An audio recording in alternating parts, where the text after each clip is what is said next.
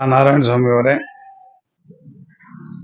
ಹಿರಿಯರು, ನಮ್ಮೆಲ್ಲರ ಮಾರ್ಗದರ್ಶಿಗಳು ಆದಂತ ಮುನ್ಸಾಮಗೌಡ್ರೆ, ನಮ್ಮ ಆತ್ಮೀಯ ಸ್ನೇಹಿತರು, ವಕೀಲರು,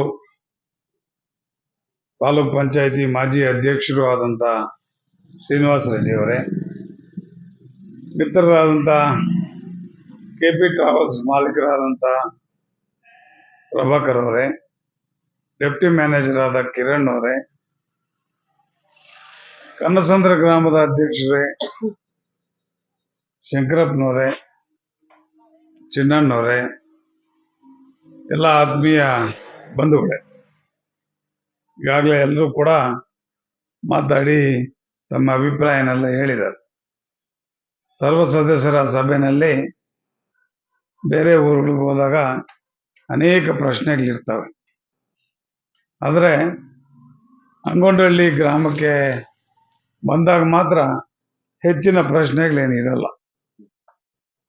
ಇದರ ಅರ್ಥ ಆಡಳಿತ ಮಂಡಳಿ ಮತ್ತು ಊರಿನವರು ಎಷ್ಟು ಚೆನ್ನಾಗಿ ಈ ಡೈರಿನ ನಡೆಸ್ಕೊಂಡು ಹೋಗ್ತಾ ಇದ್ದೀರಿ ಅಂತ.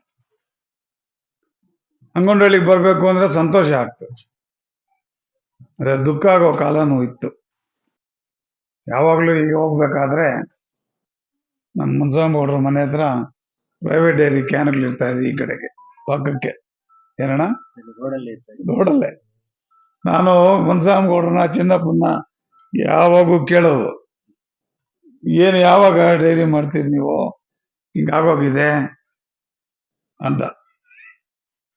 ಅಯ್ಯೋ ಏನಣ್ಣ ಮಾಡೋದು, ಸುಮಾರು 1,36,000 ರೂಪಾಯಿ ಏನೋ ಜನರಿಗೆ ಬಾಕಿ ಇತ್ತು, ಸಾಲ ಇತ್ತು. ಸಾಲ ಇದ್ದಂತ ಸಂದರ್ಭದಲ್ಲಿ ಆ ಸಾಲನ ವಾಪಸ್ ಕೊಡದೆ ನಾವು ಡೈರಿ ಮಾಡಕ್ಕಾಗಲ್ಲ. ಅಷ್ಟು ಹಣನು ಡೈರಿನಲ್ಲಿತ್ತು. 1,36,000 ನಿಮ್ಮ ನಾನೇ ಅಲ್ಲಿ ಶೇರ್ ಮೊತ್ತದಲ್ಲಿತ್ತು. ನಾನು ಹೇಳಿದ್ರೆ ನಾನು ಕೊಡಿಸ್ಕೊಡ್ತೀನಿ, ನೀವು ಪ್ರಾರಂಭ ಮಾಡಿ. ಅಲ್ಲಿ ಹೋದಾಗ ನಮ್ಮ ಅಫಿಷಿಯಲ್ಸು, ಸರ್ ಸಂಘ ಪ್ರಾರಂಭ ಇಲ್ಲದೆ ಇದ್ರೆ, ನಡೀತಾ ಇಲ್ಲದೆ ಇದ್ರೆ ನಾವು ಶೇರ್ ಮೊತ್ತ ಕೊಡಕ್ ಬರಲ್ಲ ಅಂತ ಅಬ್ಜೆಕ್ಷನ್ ಹಾಕಿದ್ರು. ತಪ್ಪ ಇದೇನಣ್ಣ, ಅಬ್ಜೆಕ್ಷನ್ ಹಾಕಿದ್ರು. ನಾನು ಹೋದೆ, ಆ ದುಡ್ಡು ನಿಮ್ಮ ಅಪ್ಪಂದ ಅಂತ ಕೇಳಿದೆ. ನಿಮ್ಮ ಅಪ್ಪಂದ? ಅದು ಪ್ರಾರಂಭ ಮಾಡ್ತಾ ಇದ್ದಾರೆ ಅವರು, ಅಂಗನವಾಡಿ ಪ್ರಾರಂಭ ಮಾಡ್ತಾ ಇದ್ದಾರೆ. ಬಟವಾಡ ಕೊಡ್ಬೇಕಾಗಿರೋ ದುಡ್ಡಿಗೆ ನಿಮ್ಗೆ ಕೇಳ್ತಾ ಇರೋದು, ಅವ್ರ ದುಡ್ಡು ಅವ್ರು ಕೇಳ್ತಾ ಇದ್ದಾರೆ, ಮುಚ್ಕೊಂಡು ಕೊಡ್ರಿ ಅಂತ. ಬೆಳಗ್ಗೆನ ಆ ದುಡ್ಡು ಕೊಡಿಸ್ದೆ, 1,36,000 ಜ್ಞಾಪಕ ಇದೆ ಈಗಲೂ.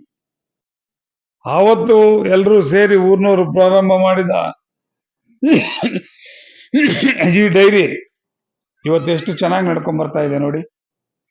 ಒಂದ್ ಸಮಯ ಈ ಡೈರಿ ಇಲ್ಲದೆ ಇದ್ರೆ, ಪ್ರೈವೇಟ್ ಡೈರಿ ಅವನಿದ್ರೆ ಏನೂ ಸೌಲಭ್ಯಗಳು ನಿಮ್ಗೆ ಸಿಗ್ತಾ ಇರ್ಲಿಲ್ಲ. ಅದನ್ನ ಯೋಚನೆ ಮಾಡ್ಕೊಳ್ಳಿ. ಇವತ್ತು 8 ಲಕ್ಷ ರೂಪಾಯಿ ಲಾಭ ಬಂದಿದೆ. ಖರ್ಚುಗಳೆಲ್ಲ ಹೋಗ್ತಾ 5 ಲಕ್ಷ ಚಿಲ್ಲರೆ ಮಿಕ್ಕಿದೆ.